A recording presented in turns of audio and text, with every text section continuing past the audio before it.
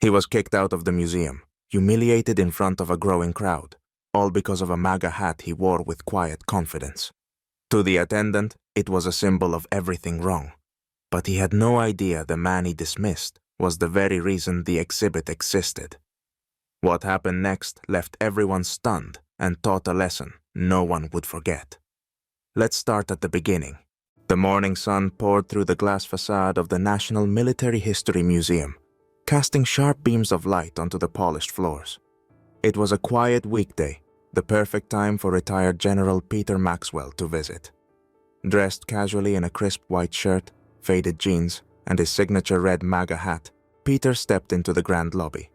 For him, the museum was not just a repository of artifacts, but a tribute to the sacrifices and victories of those who had served. The faint hum of jazz echoed through the air, mingling with the murmurs of visitors and the steady rhythm of tour guides recounting historical anecdotes. Peter adjusted his cap and moved toward a new exhibit titled Heroes of the 21st Century, Modern-Day Military Legends. He smirked, amused at the irony. He wasn't aware they had included his story. From across the room, a young museum attendant named Paul spotted Peter. Paul, in his late 20s, was a zealous advocate for inclusivity and a fierce critic of anything remotely connected to the MAGA movement. The bright red hat perched on Peter's head caught his attention like a red cape to a bull. His jaw tightened as his thoughts churned. Not on my watch. Paul had made it his personal mission to ensure the museum remained a safe and welcoming space, which, in his mind, meant rooting out what he saw as symbols of divisiveness. Without a second thought, he marched toward Peter, weaving between strollers and tourists. "Excuse me, sir," Paul said loudly enough to turn a few heads, planting himself in front of Peter. His arms crossed tightly, signaling both authority and disdain. "I'm going to have to ask you to remove that hat." Peter, who had been engrossed in a plaque describing a tactical maneuver he'd once led, turned his head slowly. His calm, weathered face betrayed no irritation, just a trace of curiosity. "And why's that, young man?" Paul straightened his posture, his voice laced with indignation. "Your hat, it's a symbol of hate and division. It doesn't align with the values of our museum." A flicker of amusement crossed Peter's face. "Really? Because I thought this was a museum about understanding history, not rewriting it." Paul's face reddened. "I'm sorry, but I can't allow it. Either you take it off, or I'll have to ask you to leave."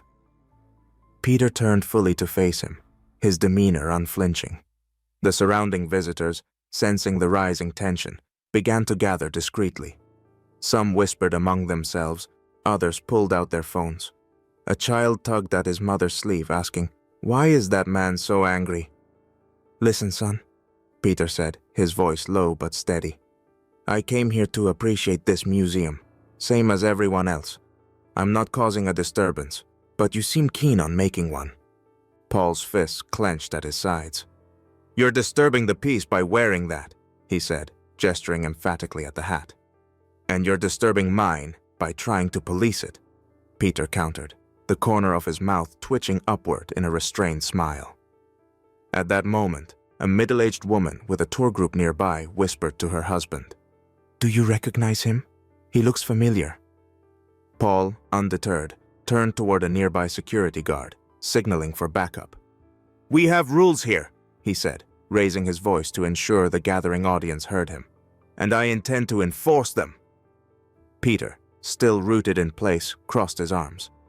"If you're this passionate about rules, you might want to make sure you're not breaking any yourself."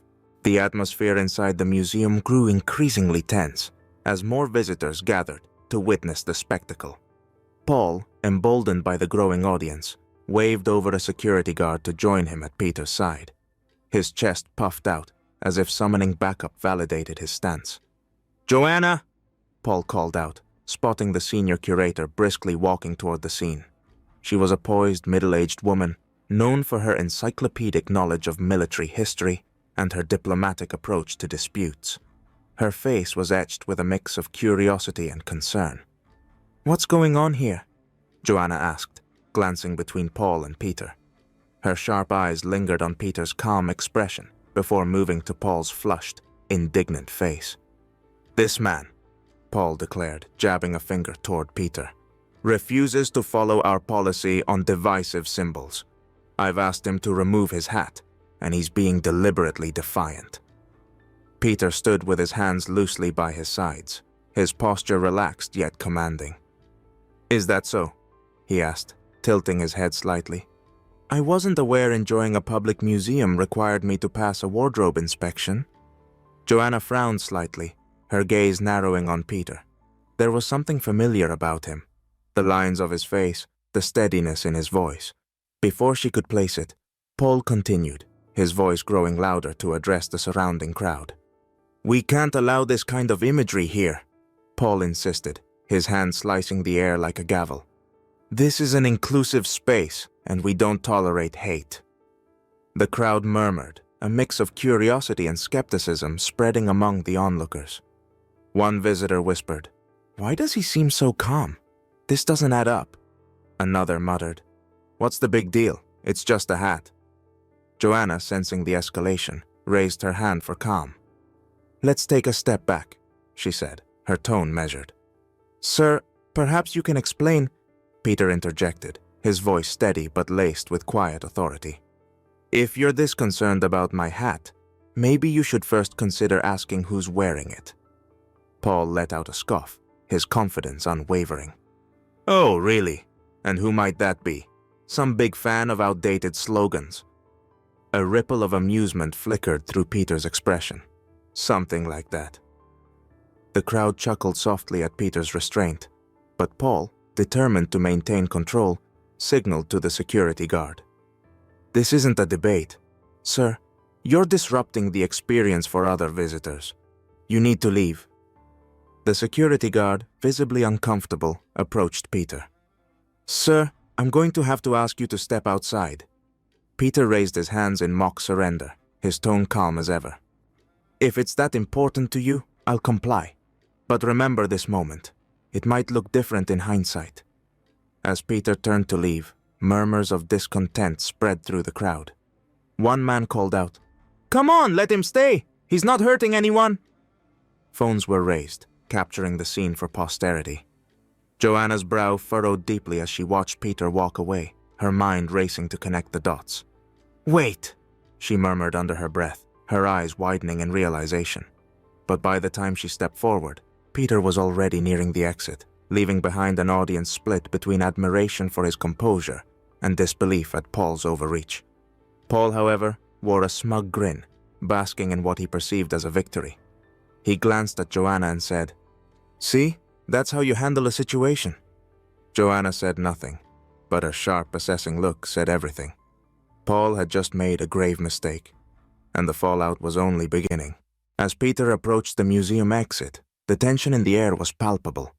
A low murmur buzzed through the gathering crowd, their curiosity unsated after the earlier confrontation.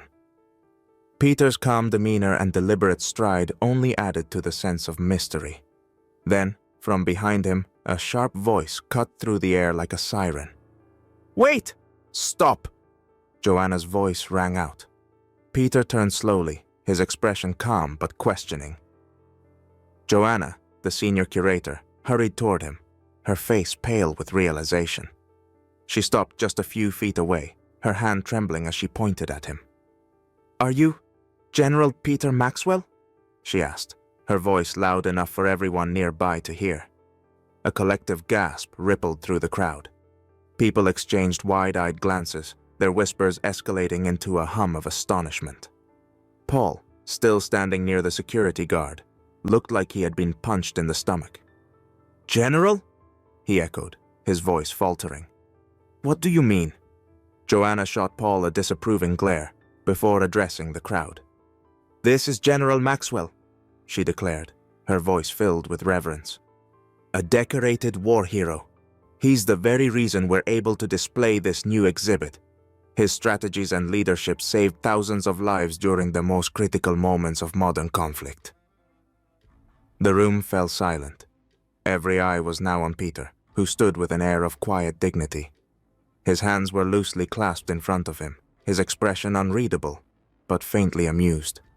Paul's face turned ashen. He opened his mouth to speak, but no words came out. His earlier bravado had evaporated, leaving him floundering in awkward disbelief. "Is this true?" someone in the crowd whispered. "Yes," Joanna confirmed. "This exhibit was created to honor General Maxwell's contributions to national security. Without him, many of the operations detailed here might never have succeeded." A wave of astonished murmurs spread through the room. Phones were raised to record the moment, their flashes punctuating the surreal scene. Peter finally broke his silence, his voice steady but tinged with dry humor. "Well," he said, looking at Joanna, "I suppose I've earned my place here then." The crowd broke into scattered applause, which quickly grew into a wave of cheers. Even those who had initially sided with Paul seemed eager to show their support for Peter. Paul, meanwhile, looked like he wished the ground would swallow him whole. Joanna stepped forward, her tone apologetic but firm. "General Maxwell, on behalf of the museum, I deeply apologize for the misunderstanding. You are not only welcome here, you are an honored guest." Peter inclined his head slightly. "Thank you, but perhaps next time, a little less judgment and a little more curiosity might save everyone some trouble." The crowd chuckled appreciatively, and even Joanna couldn't help but smile. Paul, however, slunk toward the back of the room, his humiliation complete. As Peter returned to the exhibit, surrounded by admiring visitors and museum staff eager to shake his hand, Joanna turned to Paul. Her voice was low but firm. "We'll talk about this later," she said. Paul nodded mutely, his face still crimson. The chapter closed with Peter standing in front of a display case containing his medals and a map detailing one of his most famous operations. He gazed at it quietly for a moment before turning to Joanna. "Good work on the exhibit," he said. "It's accurate, and it does the troops justice." Joanna beamed. "Coming from you, sir, that means everything." Peter's understated presence turned the once chaotic scene into a moment of inspiration.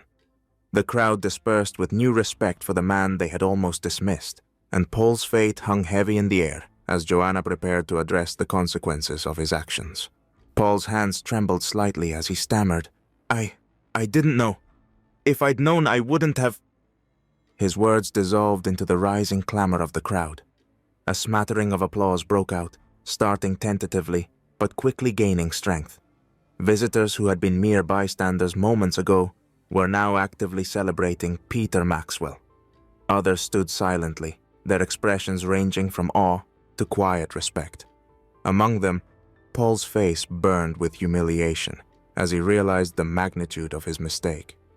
Peter, ever composed, watched the scene with a calm, almost detached expression. Joanna, the curator, took control, her voice cutting through the noise with authority. "Ladies and gentlemen," she said, her tone firm yet gracious. "General Maxwell is not only an honored guest, but the very subject of this exhibit. His bravery and leadership are the reason so many of the artifacts and stories here exist. I will personally ensure he receives the recognition he deserves." The applause swelled, echoing through the grand hall. Paul shrank further into himself, his earlier confidence reduced to a shadow of embarrassment. He glanced at Peter, his lips trembling as he muttered, "I'm sorry. I didn't mean..." Peter raised a hand, silencing him with a small, measured gesture. The crowd fell into a hushed anticipation, their attention locked on the interaction. Peter's voice, calm and steady, carried effortlessly across the room. "Apology accepted," he said, his words precise and deliberate. "But let this be a lesson. Judging someone based on appearances, or their choice of hat, can lead to mistakes you can't easily take back." A ripple of approval ran through the crowd, a few even chuckling softly at the sharp but understated remark. Paul's face, already pale, flushed an even deeper red. He nodded quickly, unable to meet Peter's gaze for more than a fleeting second. Joanna stepped forward, her demeanor professional, but with an edge of warmth. "General Maxwell, would you allow me the honor of guiding you through the exhibit? I'd love to show you how we've paid tribute to your service." Peter inclined his head graciously. "That sounds like a fine idea."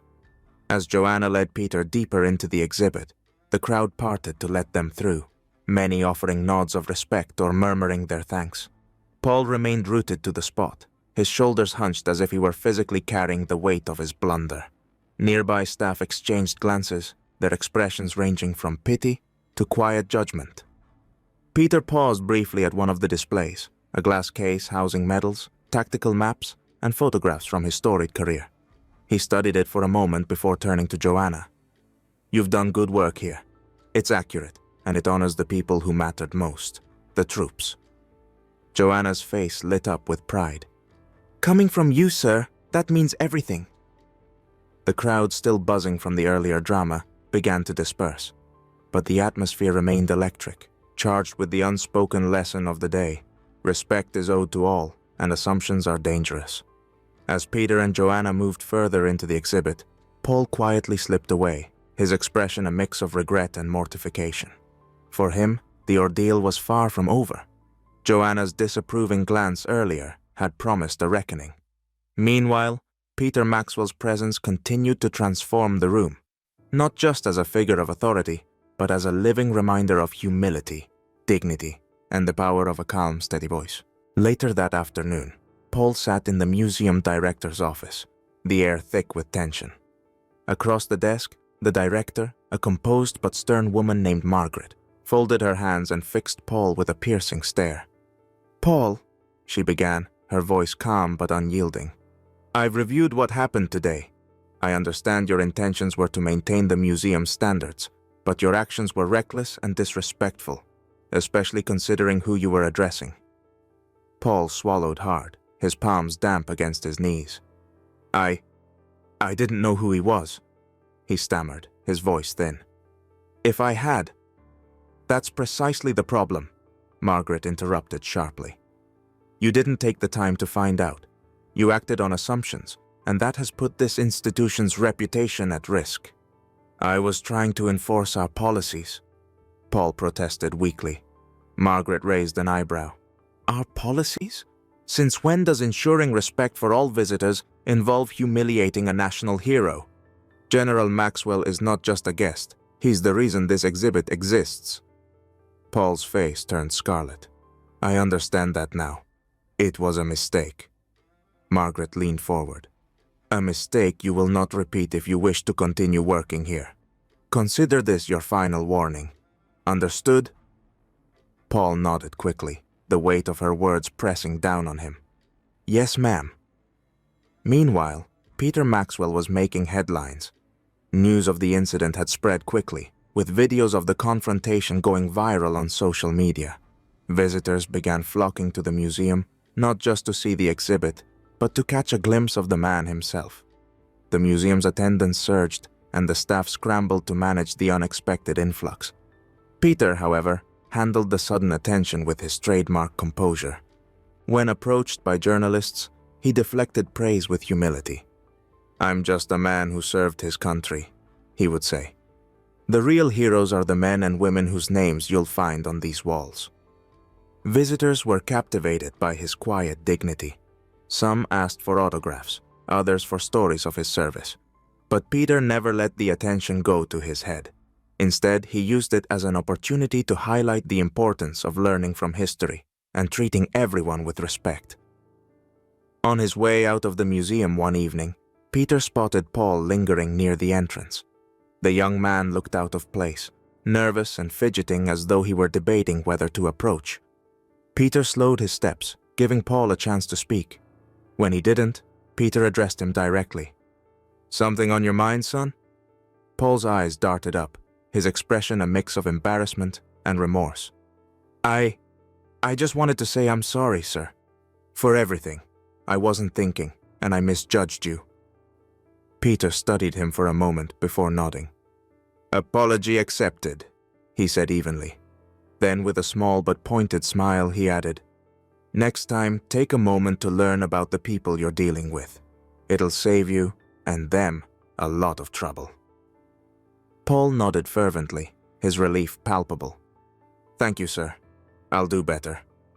Peter gave him a pat on the shoulder before walking out into the evening. Behind him, the museum bustled with visitors, its halls filled with voices echoing the stories of bravery, sacrifice, and resilience, reminders of the lessons Paul and many others had learned that day.